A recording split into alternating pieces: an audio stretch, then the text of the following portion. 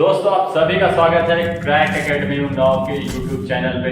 आज हम लोग आईपीसी की धाराएं बताएंगे जो हमारे यूपीएसआई में या फिर एलएलबी जो कर रहे हैं या फिर आपके निजी जीवन में ये धाराएं आपके बहुत काम आने वाली हैं। इसीलिए इस वीडियो को लास्ट तक जरूर देखिए और इन धाराओं को हम आपको बेहतरीन ट्रिक के माध्यम से आपको समझाएंगे। जी हाँ दोस्तों, क्योंकि ऐसी धाराएं होती हैं जिसमें आप उनके जो मैटर होते हैं, उनके अपराध होते हैं ना, और वो धारा संख्या होती है, इन दोनों को मैच करना या याद करने का तरीका बहुत ही अटपटा है। कभी कभी तो समझ में नहीं आता है कि क्या बोल रहा है क्या नहीं बोल रहा है। इसलिए इस वीडियो में आज हम धाराओं को, आईपीसी की जो धाराएं होती हैं उनको एक बेहतरीन ट्रिक के माध्यम से भी आपको बताएंगे, जिससे आपको याद करने में आसानी होगी। चाहे वो आप यूपीएसआई का पेपर दे रहे हो या फिर कोई एलएलबी का कोर्स कर रहे हो या फिर आपके निजी जीवन में भी कभी कोई ऐसी प्रॉब्लम आ जाए तो ये आप ऐसी जानकारी आपके लिए लाभदायक साबित हो सकती है। ठीक है, तो चलिए स्टार्ट करते हैं आज का वीडियो। आईपीसी की प्रमुख धाराएं। धारा नंबर 1 में क्या है? आईपीसी की पहली धारा है धारा नंबर 1। उसमें क्या दिया गया है? उसमें संहिता का नाम, उसमें दिया गया है संहिता का नाम और क्या दिया गया? और उसका विस्तार क्षेत्र। क्या? विस्तार क्षेत्र। जी हाँ, जैसे आपने अनुच्छेद पढ़ा होगा, भाग पढ़ा होगा, तो सबने पहले नंबर पर क्या आता है? जो चीज जैसे अनुच्छेद में था तो भारत का दिया गया था कि भारत एक राज्य संघ ऐसा कुछ दिया था ना, तो वैसे ही आप पढ़ रहे हैं आईपीसी मतलब इंडियन पिनल कोड की धाराएं, जिसमें आपको आईपीसी का ही सब कुछ दिया जाएगा कि आईपीसी का नाम क्या होता है, उसमें विस्तार कहाँ कहाँ पे लागू होता है, ये सब चीजें आपको धारा नंबर 1 में आपको बताई गई हैं, आईपीसी की धारा नंबर 1 में। ठीक है, अब बात करते हैं धारा नंबर 2 की कि धारा नंबर 2 में क्या है? धारा नंबर 2 में है भारत के भीतर। क्या है? भारत के भीतर किए गए अपराध। क्या है? भारत के भीतर किए गए अपराध। जी हाँ, धारा नंबर 2 में है भारत के भीतर किए गए अपराध। ठीक है, जो आईपीसी के अनुसार, मतलब अगर आईपीसी के अनुसार हैं तो ठीक है, अन्यथा उसके अनुसार सजा नहीं दी जाएगी। मतलब इसमें क्या बोल सकते हैं कि भारत के भीतर किए गए अपराध अगर आईपीसी में, मतलब इंडियन पीनल कोड में अगर वो सजा है या फिर वो दंड है तो ही आईपीसी के अनुसार दंड उस व्यक्ति को दिया जाएगा। अगर वो नहीं है तो फिर नहीं मिलेगा। जैसे मैं आपको उदाहरण के तौर से बता रहा हूँ, जैसे पहले था कि जैसे 1860 में आईपीसी आई थी, आईपीसी लागू था 1860 में आया था। तब क्या था? तब ऑनलाइन ट्रांजेक्शन था ना, ऑनलाइन ट्रांजेक्शन नहीं था, तो तब साइबर क्राइम अपराध इसमें शामिल नहीं था। अगर तब कोई साइबर क्राइम अपराध करता तब उसे धारा का मतलब दंड का कोई प्रावधान आईपीसी में नहीं था। ठीक है, तो ऐसे ही मतलब अगर दंड है आईपीसी के अंदर तो ही उसे मिलेगी सजा, वरना इसमें नहीं मिलेगी। ये बताया गया है धारा नंबर 2 में। ठीक है, अगर पूछ लेते कि ऑनलाइन ट्रांजेक्शन द्वारा जो साइबर क्राइम होता है वो कब जुड़ा है, तो वो जुड़ा है, ये बाद में जुड़ा है। कब जुड़ा है? ये 2002 में आया है। 2002 में ये साइबर क्राइम को ऐड किया गया है आईपीसी के चैप्टर में। ठीक है, तो बात करते हैं धारा नंबर 3 की। दोस्तों धारा नंबर 2 के बारे में हम आपको एक और जानकारी देना चाहते हैं। ये भी पूछा था, मतलब धारा नंबर 2 में अपवाद भी शामिल है। मतलब अपवाद जैसे किन किन लोगों पे या किन किन नौकरियों पे कि ये आईपीसी लागू नहीं होता है, तो अपवाद में कौन सा शामिल है? जैसे सिविल, क्या होता है? जैसे सिविल हो गया या फिर दीवानी मामले हो गए, मतलब इनमें आईपीसी की धारा लागू नहीं होती है। ठीक है, और कौन से हो गए? जैसे हमारे राष्ट्रपति के ऊपर, क्या राष्ट्रपति हो गए। ये लिख लीजिए क्योंकि एग्जाम में क्वेश्चन आ सकते हैं कि अगर ये आपको ऑप्शन दे देगा 4 और ये इनमें से एक उठा के दे देगा, बोलेगा इनमें से किस पे लागू नहीं होती है। ठीक है, तो आप बता सकते हैं, तो इसलिए ये नोट करते हुए चलिए। राष्ट्रपति हो गया, प्रधानमंत्री हो गए और जैसे आईएफएस के अधिकारी हो गए, राजदूत हो गए। आपके जो राजदूत होते हैं ना वो भी इसमें शामिल नहीं है, और अन्य देशों के राजनयिक भी हो गए। विदेशी सेना भी इस आईपीसी के अंतर्गत नहीं आती है। अगर उन्होंने कोई जुर्म किया तो उनको सजा आईपीसी के अंतर्गत नहीं मिलेगी। जी हाँ, एकदम नहीं मिलेगी, क्योंकि आईपीसी में इन विषयों पर कोई भी प्रावधान नहीं है। उनके लिए अलग से सजा मिलेगी, लेकिन आईपीसी के अनुसार नहीं मिलेगी। ठीक है, यही धारा नंबर 2 में आपको बताया गया है कि अपराध जो आईपीसी के अंदर हैं उन्हीं के अनुसार उन्हीं को दंड मिलेगी। कोई नया अपराध अगर हुआ तो वो उससे आईपीसी का कोई मतलब नहीं है, उसके अनुसार आईपीसी दंड नहीं देगा। ठीक है, अब बात करते हैं धारा नंबर 3 की। आईपीसी की धारा नंबर 3 में क्या लिखा हुआ है? जो भारत के सीमाओं के बाहर किए गए अपराध हैं, भारत के सीमाओं के बाहर किए गए अपराध वो आते हैं धारा नंबर 3 में। जैसे अगर बात करें तो भारतीय सीमाएं मतलब कैसे बन सकती है भारत की? तो 3 ही तरीके से बन सकती हैं, जैसे जल हो गया और थल हो गया और वायु हो गया। भारत की सीमाएं 3 ही तरीके से बनती हैं, जल से, थल से, वायु से। और मतलब अगर इन तीनों के बाहर, अगर बाहर के भारत के द्वारा मतलब भारत का कोई चीज अगर इनके बाहर बनता है, कोई केस बनता है, तो वो आईपीसी के अनुसार होगा। देखिए, याद करने की ट्रिक भी अच्छी है कि सीमाएं 3 वजह से बनती हैं, मतलब 3 चीजें होती है सीमा बनाने की वजह, और हमारी धारा नंबर 3 में भी यही है। ठीक है, याद करने का एक बेहतरीन ट्रिक है, आप याद करिएगा। बात करते हैं धारा नंबर 4 की। तो धारा नंबर 4 में क्या आता है? धारा नंबर 4 में आता है भारतीय। ये आपको बहुत ही सिंपल तरीके से बताया जा रहा है। आप अगर बुक में देखेंगे तो बहुत ही मोटे मोटे नोट मिलेंगे, बहुत लंबे चौड़े, जिसमें आपको देख के ही पता चलेगा अरे ये तो याद ही नहीं होगा। लेकिन हम आपको बहुत ही सिंपल तरीके से, बहुत ही साधारण तरीके से आपको बता रहे हैं आईपीसी की धाराएं। मतलब भारतीय क्षेत्र, ऐसे कौन से क्षेत्र आते हैं धारा नंबर 4 में? राज्यातीत क्षेत्र क्या होते हैं? मतलब भारतीय क्षेत्र। राज्यातीत क्षेत्र का मतलब क्या होता है?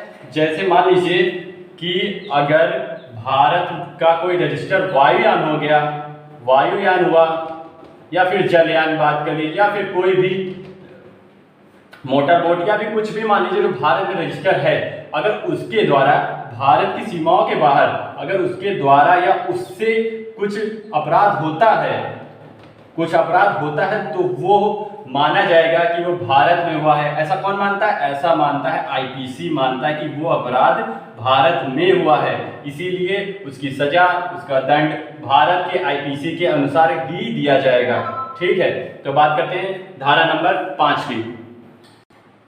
धारा नंबर 5 में कुछ अपवाद दिए गए हैं। क्या दिए गए हैं? अपवाद दिए गए हैं। ठीक है, कुछ अपवाद हैं जिनमें आईपीसी की धारा लागू नहीं होती। जैसे क्या दिया गया? जैसे आपको बताया गया है कि ये सेना अधिकारी होते हैं, जो आपके सेना अधिकारी होते हैं, आपको बता चुके हैं हम कि और धारा नंबर 2 में कि जो सेना अधिकारी उनमें ये आईपीसी की धारा नहीं लागू होती, तो उसमें भी इसी तरीके से धारा नंबर 5 में भी है कि जो सेना अधिकारी होते हैं, जो हमारे सेना के अधिकारी होते हैं, ठीक है, उनमें आईपीसी की धारा के अनुसार उनको सजा नहीं देती है, ना ही मिलती है और ना ही आईपीसी दे सकती है, क्योंकि उनके अपवाद में ये आपको बताया गया है कि सेना अधिकारी हैं, उनको आईपीसी के अनुसार सजा नहीं मिलेगी। तो आप सोच लेंगे कि उनको कैसे सजा मिलती होगी? जी हाँ, मिलती जरूर सजा है। अगर कोई दंड करेगा तो उसको सजा जरूर मिलेगी। तो उनको मिलती है कि सेना अधिनियम, उनका एक होता है अलग से सेना अधिनियम होता है। ठीक है, ये भी एग्जाम में आपके आ चुका है, इंपॉर्टेंट है। सेना अधिनियम 1950, जी हाँ, सेना अधिनियम 1950 के तहत सेना अधिकारियों को सजा मिलती है, ना कि आईपीसी के तहत मिलती है। ठीक है, ये याद रखिएगा। ठीक, अगर इसमें एक और बात कर लें, जैसे बिजली चोरी हो गई, बिजली चोरी भी इसमें नहीं आती है। बिजली चोरी से जुड़ा कोई भी मामला होगा तो वो उसमें आईपीसी हस्तक्षेप नहीं करेगा। ठीक है, तो कौन करेगा? बिजली चोरी के लिए भी अधिनियम है, वो बिजली विद्युत विभाग का अलग से अधिनियम है, उनका है। कौन सा है? ये विद्युत अधिनियम है, विद्युत अधिनियम 2003। ठीक, इसके अनुसार बिजली चोरी से या बिजली से जुड़ी कोई भी घटना होती है उसकी सजा विद्युत अधिनियम 2003 के अनुसार दी जाएगी, ना कि आईपीसी के अनुसार दी जाएगी। जी हाँ, ये धारा नंबर 5 में आपको पूरी तरीके से बताया गया है। ठीक है, अब बात करते हैं धारा नंबर 6 की। अब बात करते हैं धारा नंबर 6 की। तो 6 में क्या बताया गया है? 6 में आपके कुछ उपबंध दिए गए हैं। क्या दिए गए हैं? कुछ उपबंध हैं। 6 में, धारा नंबर 6 में आपको कुछ उपबंध दिए गए हैं। मतलब ऐसे अपराध जैसे कब अपराध लागू नहीं होगा, ये कब अपराध या अपराध की श्रेणी में वो चीज नहीं आएगी। ठीक है, कब? जैसे आप समझ लीजिए कि अगर आप किसी नीम के पेड़ से या दातून तोड़ते हैं तो वो आपके अपराध की श्रेणी में नहीं आएगा। ठीक है, क्योंकि दातून तोड़ना कोई अपराध नहीं है, वो एक तुच्छ अपराध की श्रेणी में आएगा, उसमें आपको आईपीसी के तहत सजा नहीं सुनाई जाएगी। मतलब ऐसे अपराध जिनको एक तुच्छ मतलब एक अपराध की श्रेणी में नहीं रखा जाता है वो दिया गया है धारा नंबर 6 में। ठीक है, अब बात करते हैं धारा नंबर 8 की। धारा नंबर 8 है, धारा नंबर 8 में दिया है लिंग की परिभाषा। जी हाँ, चाहे वो स्त्रीलिंग हो या पुल्लिंग हो। ठीक है, धारा नंबर 8 में यही दिया गया है। मतलब आईपीसी के अनुसार मेल और फीमेल में कोई फर्क नहीं करता है आईपीसी। ठीक है, ना ही आईपीसी में या कहीं पर भी ऐसा दिया गया कि स्त्री और पुरुष जी अगर दंड है तो दोनों के लिए बराबर होगा। ठीक है, अगर कोई भी दंड हुआ तो वो दोनों के लिए बराबर होगा, चाहे वो पुरुष हो या फिर स्त्री हो। ठीक है, ऐसे शब्द आईपीसी में नहीं यूज किए गए। इसका मतलब है कि इन दोनों को आईपीसी एकदम बराबर श्रेणी में रखता है। ठीक है, चाहे किसी स्त्री ने अपराध किया हो या फिर पुरुष ने, दंड सेम बराबर मिलता है आईपीसी के अनुसार। धारा नंबर 8 में यही आपको बताया गया है। ठीक है, अब बात करते हैं धारा नंबर 9 की। धारा नंबर 9 में क्या है? धारा नंबर 9 में दिया गया है वचन। क्या दिया गया है? वचन की परिभाषा है। क्या है? वचन की परिभाषा धारा नंबर 9 में। ठीक है, धारा नंबर 9 में क्या है? वचन की परिभाषा। जी इसका मतलब क्या होता है? मतलब अगर कहें तो इसका मतलब होता है जैसे वचन, मतलब अगर कोई बहुवचन हो या फिर एक वचन हो, ठीक है, वो इस आईपीसी में लागू नहीं है। मतलब चाहे एक लोग ने किया हो या बहुत लोगों ने किया हो तो वो दंड उतना ही लागू होगा, चाहे एक लोग का हो चाहे ज्यादा लोग हो। आईपीसी में ऐसा नहीं है कि मतलब अगर पूछा जाए कि बहुत सारे लोग या फिर एक लोग, नहीं, ये दंड एक का हो या बहुत सारे का सेम पे लागू होता है। आईपीसी की धारा 9 में ये आपको भली भांति बताया गया है। 9 में ये आपको भली भांति वर्णित किया गया है। आईपीसी ने ये आपको साफ साफ शब्दों में बोला है कि अगर चाहे एक बच्चों ने मतलब एक लोग या बहुत लोगों का दंड सेम सबका बराबर होता है। ठीक है, अब बात करते हैं धारा नंबर 9 की। धारा है जी सॉरी क्या है? 10। कौन सी धारा नंबर क्वेश्चन है? 10 में आपको क्या बताया गया है कि स्त्री और पुरुष, स्त्री या पुरुष की परिभाषा दी गई है। मतलब आप इसमें समझिए कि स्त्री या पुरुष मतलब इसका क्या, इस लाइन का मतलब क्या होगा। ठीक है, मतलब अगर स्त्री है तो वो किसी भी आयु की हो सकती है, चाहे वो 60 साल की हो या 25 साल की हो या फिर 15 साल की हो। मतलब इसमें ये अलग से एज के हिसाब से कुछ रूल नहीं है। ठीक है, यही रूल अगर पुरुष में भी लागू होता है, वो किसी भी साल किसी भी एज का हो वो पुरुष ही होगा, वो स्त्री होगी। मतलब उसे सजा उसी के अनुसार दी जाएगी। ठीक है, उम्मीद है आप लोगों को अच्छे से समझ में आ रहा होगा, क्योंकि ये आपको बेहतरीन तरीके से हम आपको इस के माध्यम से बता रहे हैं। तो इसलिए चैनल पे जो लोग नए हैं तो चैनल को सब्सक्राइब जरूर करिएगा, क्योंकि ऐसी बिंदास ट्रिकें आपको इस चैनल पे मिलती रहेंगी एग्जाम से रिलेटेड, जो आपके एग्जाम के लिए बहुत ही मोस्ट इंपॉर्टेंट होगी। ठीक है, बात करते हैं अगली धारा की। धारा नंबर 11 क्या है? अब आपकी धारा नंबर 11। धारा नंबर 11 में है व्यक्ति की परिभाषा। क्या है? व्यक्ति की परिभाषा।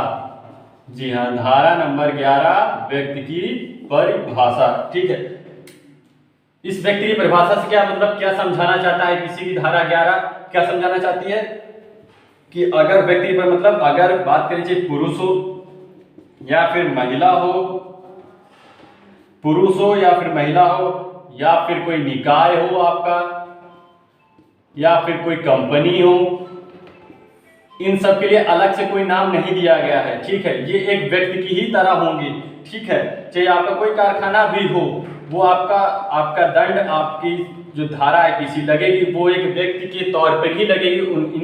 इन नामों का कोई अलग से प्रावधान आईपीसी में नहीं दिया गया है। यही आईपीसी की 11 धारा है जो समझाना चाहती है आपको, ठीक है। अब बात करते हैं धारा नंबर 12 की। 12 है, धारा 12 में क्या बताया गया है? लोक, समुदाय और वर्ग की परिभाषा। क्या है? लोक,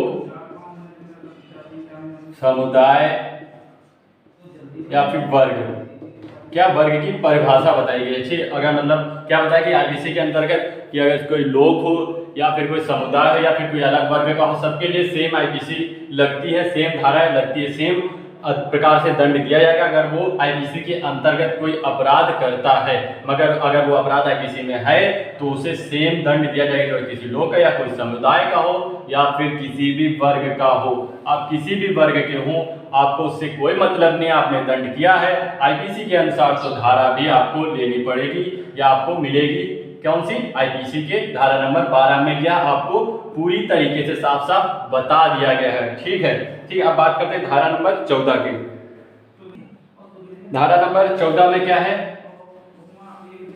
धारा नंबर 14 में है आपका सरकार का सेवक, मतलब सरकार का सेवक, सरकार का सेवक। चलिए हम आपको डिटेल में बताते हैं इसका क्या मतलब हुआ। इसका मतलब सरकार का सेवक वो होता है ना जो सरकार से वेतन लेता है, मतलब सरकारी वेतन, मतलब सरकारी कर्मचारी सरकार का सेवक होता है, ठीक है। ये किसमें बताया गया? सरकार का सेवक, ये बताया गया धारा नंबर 14, ठीक है। हम आपको अगर याद करने की ट्रिक बताएं तो आपको अच्छे से, थोड़ी सी फनी है लेकिन देखिएगा कि 14 हमको इंग्लिश में क्या कहते हैं? 14 भी बोलते हैं ना, तो 14 तो एक तरीके से किला भी मान सकते हैं, ठीक है। फोर्ट, इसे फोर्ट कहते हैं, मतलब सेम देखिए 14 और फोर्ट, ठीक है। तो फोर्ट के अंदर नौकर चाकर भी होते हैं, तो आप समझ जाएंगे इससे कि 14 मतलब फोर्ट मतलब नौकर चाकर, मतलब सरकार के ऐसे सेवक जो सरकार के अधीन काम करते हो या सरकार से तनख्वाह लेते हो, ये क्या कहते हैं? सरकार के सेवक कहलाते हैं। ये दिया गया आपका धारा नंबर 14 में, आपको ये बताया गया है, ठीक है। अब बात करते हैं धारा नंबर 17 की। धारा नंबर 17, जी हाँ, आप पहुंच गए धारा नंबर 17 पे। धारा नंबर 17 पे आपको क्या बताया गया है? सरकार की परिभाषा बताई गई है, ठीक है। सरकार की परिभाषा बताई गई है धारा नंबर 17 में। मतलब सरकार को क्या बोल सकते हैं? सरकार को एक तरह की सत्ता भी बोल सकते हैं ना, क्या बोल सकते हैं? सत्ता, ठीक है।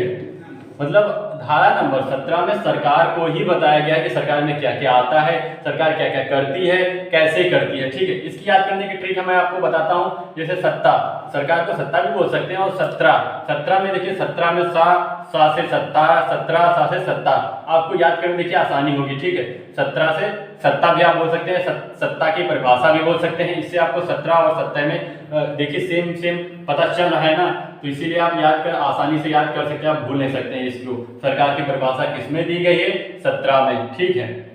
अब बात करते हैं 18 की। अब आ गए हम लोग 18, धारा नंबर 18 में दोस्तों। तो 18 में आता है हमारे किसी में क्या लिखा है? 18 नंबर धारा में कि भारत की परिभाषा दी गई है। क्या दिया गया है? भारत की परिभाषा दी गई है। मतलब हमारे भारत को वर्णित किया गया है, जैसे कि भारत में कितने केंद्र हैं, केंद्र शासित राज्य हैं, कितनी लंबाई है भारत की, ऊर्ध्वाधर कैसी है, दक्षिण से पूरब कैसी, पूरब से पश्चिम कैसी है, इसमें कितनी नदियां हैं, मतलब सारा सिस्टम, भारत का सारा सिस्टम आपको धारा नंबर 18 में पूरी तरीके से मिलेगा। धारा नंबर 18 पूरे भारत के लिए है कि भारत में क्या होना चाहिए और क्या चीज है, सारी जानकारी आपको धारा नंबर 18 में मिल जाएगी, क्योंकि ये धारा नंबर स्पेशल भारत के लिए ही बनाया गया है, ठीक है। अब बात करते हैं धारा नंबर 19 की। धारा नंबर 19, जी हाँ दोस्तों, पहुंच गए धारा नंबर 19 में, ठीक है। धारा नंबर 19 क्या बोलता है? न्यायाधीश की परिभाषा है। क्या है यहाँ पे? न्यायाधीश की परिभाषा वर्णित है हमारे धारा नंबर 19 में, ठीक है। न्यायाधीश क्या होता है? जो कानून के द्वारा जो न्याय देते हैं, न्याय देने के लिए प्रतिबद्ध होते हैं, वो क्या कहलाते हैं? इसे कानून के द्वारा। जी हाँ, कानून के द्वारा जो न्याय देते हैं ना, कानून के द्वारा न्याय जो देते हैं वो न्यायाधीश कहलाते हैं। मतलब जो कानून के द्वारा न्याय देने में प्रतिबद्ध होते हैं वो न्यायाधीश कहलाते हैं। यहीं पे बात करते हैं कि धारा नंबर 20 की। अगर धारा नंबर 20 क्या होता है? धारा नंबर न्यायालय से ये जो न्यायाधीश दिया है तो यहाँ पे क्या होगा? न्यायालय की परिभाषा दी गई है। परिभाषा किसमें दी गई है? धारा नंबर 20 में। धारा नंबर 19 में न्यायाधीश दिया गया है और धारा नंबर 20 में न्यायालय दिया गया है। न्यायालय की पूरी परिभाषा आपको दी गई है। ठीक है, अब बात करते हैं धारा नंबर 21 की। धारा नंबर 21 आपके लिए मोस्ट इंपॉर्टेंट होने वाला है। जी हाँ, लिख लीजिए, मोस्ट इंपॉर्टेंट ये धारा नंबर 21। क्योंकि कैसे इंपॉर्टेंट है आपको हम समझाते हैं ना, आप क्यों परेशान हो रहे हैं। धारा नंबर 21 में क्या दिया गया है? लोक सेवक की परिभाषा दी गई है। क्या दी गई है? लोक सेवक की परिभाषा। इस धारा से आपके क्वेश्चन फंसेंगे ही फंसेंगे। ठीक है, इसलिए नोट करते हुए चलिए, हर एक धारा को नोट करते हुए चलिए, उसके बारे में डिटेल भी देखते चलिए और लिखते हुए चलिए, जैसे आपको समझ में आ सके। अब मैं आपको ट्रिक भी बता रहा हूँ तो वहाँ पे ट्रिक भी लिखते रहिए, ताकि अगर आप याद कर रहे होंगे ना तो आप ट्रिक के ऊपर ध्यान जाएगा तो आपको जल्दी आसानी से याद हो जाएगा। ठीक है, धारा नंबर 21 में क्या दिया गया है आपको दोस्तों? की धारा नंबर 21 में दिया गया है लोक सेवक की परिभाषा दी गई है। ठीक है, कौन लोक सेवक होते हैं? आप ये पूछेंगे ना कि लोक सेवक कौन कौन से होते हैं। ठीक है, मैं आपको बता रहा हूँ कि लोक सेवक कौन कौन से होते हैं, क्योंकि ये भी इंपॉर्टेंट है, इसलिए साथ में लिखते चलिए। आपसे कोई पूछ सकता है कि लोक सेवक कौन कौन से लोग होते हैं, ठीक, कौन कौन सा पद होता है लोक सेवक का। ठीक है, मैं आपको डिटेल में बता रहा हूँ, इससे आपको क्वेश्चन भी बनते हैं। जैसे लोक सेवक हो गया, लोक सेवक में क्या आता है? सेना के आयुक्त ऑफिसर। क्या आता है? लोक सेवक में आता है सेना के आयुक्त ऑफिसर। ठीक है, ये हो गया सेना के आयुक्त ऑफिसर। न्यायाधीश भी आता है, न्यायाधीश जो लोक सेवक में आते हैं आपके। ठीक है, न्यायाधीश हो गए। निर्वाचन संबंधी अधिकारी हो गए, जो निर्वाचन के अधिकारी जो आपके होंगे वो भी लोक सेवक में आएंगे। ठीक है, अगर लोक स्वास्थ्य के भी जो अधिकारी होंगे वो भी आपके लोक सेवक में आएंगे। ठीक है, लोक क्षेत्र के भी अधिकारी आपके लोक सेवक में आएंगे। और अगर बात करें कि लोक सुविधा से जुड़े सभी अधिकारी, ठीक है, वो भी आपके लोक सेवक में आएंगे। ठीक है, होम गार्ड, जी हाँ, होम गार्ड भी आपका लोक सेवक में आएगा। ठीक है, ये आपके लोक सेवक में आएंगे। अगर हम ये बात करें कि लोक सेवक में जो नहीं आते, पेपर में ऐसे ही क्वेश्चन आता है कि इनमें से 3 ऑप्शन इनमें से दे देगा जो आते हैं और 1 ऑप्शन दे देगा जो नहीं आते हैं, तो आप उसी में कंफ्यूज हो जाएंगे कि अरे ये कैसा हो गया, ये तो आता था, ये तो नहीं आता है। ठीक है, इसलिए आप ये नोट करते हुए चलिए। ठीक है, नोट कर लीजिए। जैसे अगर कोई जो ये आते हैं और ये नहीं आते लोक सेवक में, इनकी गिनती नहीं होती है। ठीक है, कौन कौन से हैं, कौन कौन से पद हैं? विधायक आपके लोक सेवक में नहीं आते हैं। ठीक है, नगर पालिका परिषद के जो सदस्य होते हैं वो भी आपके लोक सेवक में नहीं आते हैं। ग्राम प्रधान, जी हाँ, ग्राम प्रधान भी आपका लोक सेवक में नहीं आता है। ठीक है, इसमें भी लोग गलती कर देते हैं। ठीक है, ग्राम प्रधान हो गया या फिर जिला पंचायत हो गया, ये आपके लोक सेवक में नहीं आते। जैसे एग्जाम में क्वेश्चन आएगा कि इनमें से कौन लोक सेवक में नहीं आता है। ठीक है, तो आपको ये 4 ऑप्शन ये उठा दे, कोई न्यायाधीश, निर्वाचन, लोक स्वास्थ्य, और एक उठा दिया जिला पंचायत, तो आप क्या लगाएंगे? आपको अगर याद होगा तो आप क्या लगाएंगे? जिला पंचायत लोक सेवक में नहीं आते। मतलब लोक सेवक का मतलब क्या होता है? जिनको राशि सरकार के द्वारा मिलती है, मतलब सरकार के जो वहाँ पे जो खजाना होता है, सरकार की राशि होती है, उससे उनको राशि मिलती है, वही लोक सेवक के अंतर्गत आते हैं, जो उनको डायरेक्ट मिलती है। ठीक है, आपको यहीं से एक धारा नंबर 21 में ये आपको मालूम पड़ गया। ठीक है, इसलिए ये मोस्ट इंपॉर्टेंट है आपके लिए। ठीक, इससे क्वेश्चन बनता जरूर है आपके पेपर में। अगर आएगा मूल विधि से तो ये जरूर आपका इनमें से क्वेश्चन पक्का से पक्का आएगा जरूर। ठीक है, बात करते हैं धारा नंबर 22 की।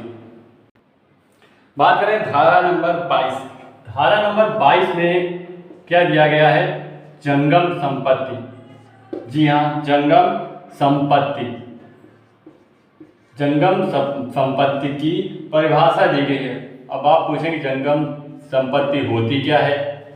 आप लोगों को पता है क्या होती है? ऐसी संपत्ति जो चलो मतलब चलती हो। जैसे आपकी जंगम संपत्ति, कोई भी बाइक होगी, बाइक भी आपकी एक स्थान से दूसरे स्थान में जा सकती है। ऐसी संपत्ति को जंगम संपत्ति कहते हैं। ठीक है। मतलब आप समझ लीजिए भैंस भी आपकी जंगम संपत्ति में आती है। भैंस आपको क्यों बताया, क्योंकि ये आपकी थोड़ी सी फनी ट्रिक है, आपको याद करने में आसानी होगी, ठीक है। जैसे धारा नंबर क्या है 22, तो इसे गांव में क्या बोलते हैं भैंस, मतलब 22 और भैंस देखिए सेम थोड़ा सा मिल रहा है ना, फनी है। आप यहाँ अगर एक बार सोच लेंगे ना, तो ये मैं बता रहा हूँ जिंदगी में पूरी लाइफ में आप ये धारा तो कभी नहीं भूलेंगे, इसकी मैं गारंटी लेता हूँ, ठीक है। क्योंकि ये कुछ है ही अटपटी। जंगम संपत्ति जो चल संपत्ति होती है, मतलब एक स्थान से दूसरे स्थान में जा सकते हो, भैंस भी आपको एक स्थान से दूसरे स्थान ले जा सकते हैं, ठीक है। तो धारा नंबर 22 आपको देखिए रिलेटेड हो गया, ट्रिक भी आपकी देखिए बिंदास बन गई है, ठीक है। अब बात करते हैं धारा नंबर 23 की। धारा नंबर 23 क्या कहता है आपका,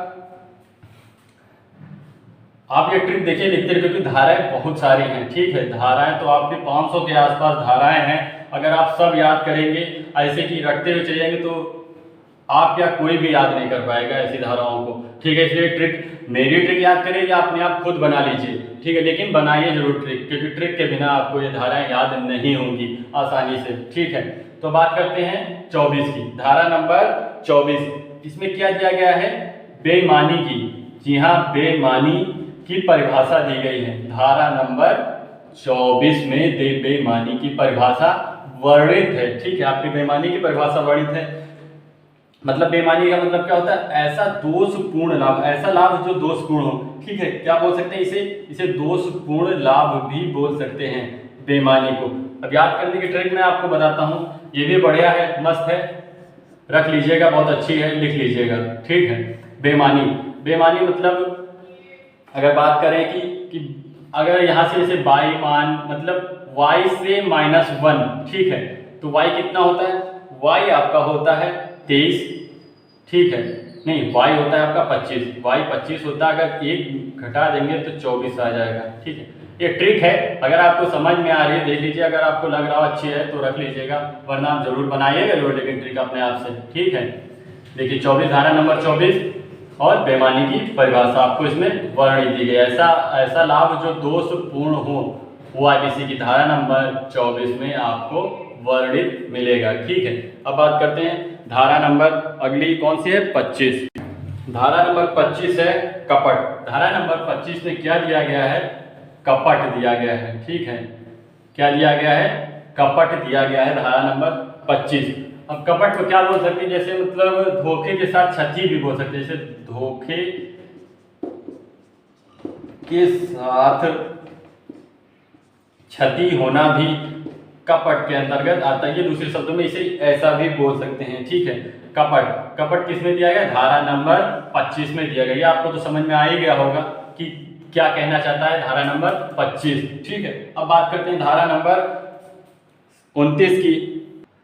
धारा नंबर 29 आपको क्या दिया गया, धारा नंबर 29 में वर्णित है दस्तावेज की परिभाषा। क्या वर्णित है, दस्तावेज की परिभाषा। हम आपको मोस्ट इंपॉर्टेंट धारा करवा रहे हैं जो एग्जाम रिपीटेड है, एग्जाम में आ सकती हैं। हम आपको वही धारा आपको बेस्ट ट्रिक के माध्यम से आपको बता रहे हैं, ठीक है। बेस्ट थ्योरी के माध्यम से, ताकि आपको जो थ्योरी लिखी रहती है बुक में ना, वो आपको समझ में नहीं आएगी, लेकिन मैं आपको ऐसे सरल आसान भाषा में बता रहा हूँ, आपके निजी लाइफ के बारे में बता रहा हूँ, जैसे आप इसे बहुत आसानी से कैप्चर कर सकते हैं, ठीक है। अब बात करते हैं 29 धारा की। तो 29 धारा में क्या है, दस्तावेज की परिभाषा दी है। दस्तावेज का मतलब क्या होता है, दस्तावेज में आपके आ सकते हैं कि जैसे सरकारी कागज, कोई भी सरकारी कागज हो गया, वो भी आपके दस्तावेज में आ जाएगा। सरकारी कागज हो गया, या बैंक का चेक हो गया, या फिर आप आधार कार्ड हो गया, मतलब कोई भी ऐसा कागज जो सरकारी हो, वो आपके दस्तावेज की परिभाषा में वर्णित होगा, या इस धारा में आपका आ जाएगा। धारा नंबर 33 की, कौन सी, धारा नंबर 33 में आपको क्या दिया गया है, कार्यलोप की परिभाषा दी गई है। जी हाँ, 33 में क्या दिया गया है, कार्यलोप की परिभाषा का वर्णन है। कार्यलोप मतलब इसका क्या मतलब हो गया, मतलब कोई व्यक्ति, ऐसा व्यक्ति जो अपना काम सही रूप से नहीं कर रहा हो, ठीक है, वो उसका दंड किसमें आएगा, धारा नंबर 33 की कार्यलोप की श्रेणी में, या उसका दंड जो परिभाषित किया गया कार्यलोप की परिभाषा में, ऐसे व्यक्तियों का दंड किया गया है, जो अपना काम सही रूप से नहीं करते। मतलब अगर उन्हें कोई कार्य दे दिया गया करना, जैसे पुलिस को दे दिया गया किसी आरोपित को पकड़ना है तो वो उसे पकड़ नहीं रहा है, तो ये किस श्रेणी में आएगा? ये धारा नंबर 33 में इसमें वर्णित है कि कार्य लोप का दंड उस पर लागू हो सकता है। ठीक है, तो धारा नंबर 33 क्या है कि ऐसा कार्य जो सही से ना, मतलब अपना काम, यहाँ पे लिख सकते हैं कि अपना काम सही से ना करना। ठीक है, सही से ना करना, ये आपका किस में आ सकता है? धारा नंबर 33 में ये आपको आ सकता है। ठीक है, अब बात करें धारा नंबर 34 की। धारा नंबर 34 में आपका दिया गया है, जी हाँ, धारा नंबर 34 में हम पहुंच चुके हैं। धारा नंबर 34 की बात करें तो धारा नंबर 34 बताता है कि सामान्य आशय की परिभाषा।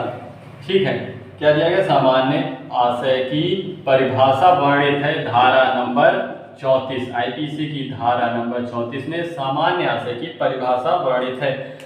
इसका मतलब क्या होता है? चलिए मैं आपको समझाता हूं कि इसका मतलब क्या होता है कि मतलब जो एक सदस्य करे, ठीक है, जो एक सदस्य करे उसके अनुसार वो दूसरा भी करे उसके साथ वाला, तो ठीक है, मतलब सामान्य से। मैं इसका एग्जांपल समझा रहा हूँ आपको, जैसे चींटी, मान लीजिए चींटी होती है, तो अगर एक चींटी कहीं से भी एक चीनी का टुकड़ा लेके आ गई है तो बाकी सारी चींटियां भी वहीं से चीनी का टुकड़ा लेके उसी के पीछे पीछे चलना चालू हो जाती है। मतलब ऐसा काम जो एक व्यक्ति भी करे उसके साथ वाला भी वही सेम काम करे।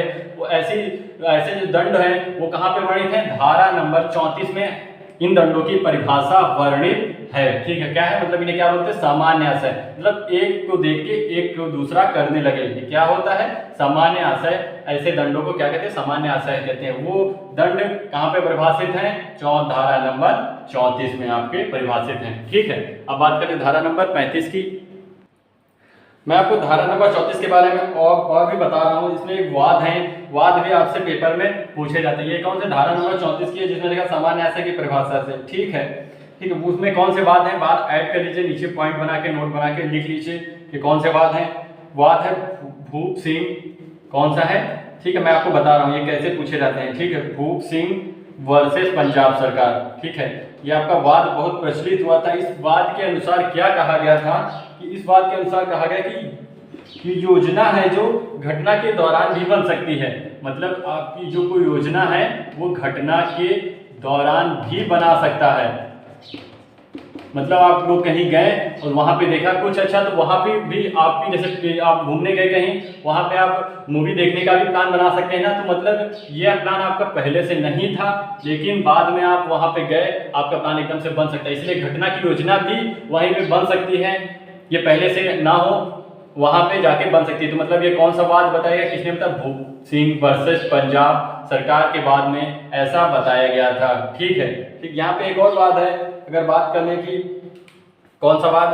ठीक है, मैं आपको एक और बात बता रहा हूँ। ये आपसे पूछे जाते हैं कि ये किसने कहा था, तो किसने कहा था? भूप सिंह वर्सेस पंजाब सरकार द्वारा वाद हुआ था, उसमें ऐसा कहा गया था। ये आपके एग्जाम में क्वेश्चन आ सकता है। ठीक है, दूसरा कौन सा? दूसरा है वीरेंद्र, कौन सा है? Virendra versus empire.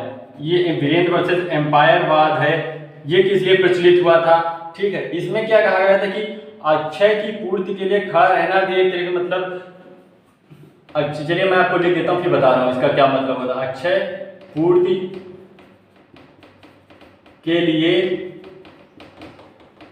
खड़ा रहना भी एक तरीके से दंड है। मतलब इसका क्या मतलब है? जैसे मानिए कि अगर कोई व्यक्ति चोरी कर रहा है, ठीक है, और वो घर के अंदर चोरी कर रहा है, लेकिन घर के बाहर एक दूसरा व्यक्ति भी देख रहा है कि घर के बाहर से कोई आ तो नहीं रहा है, मतलब दंड में तो वो भी शामिल हो गया ना वैसे ही।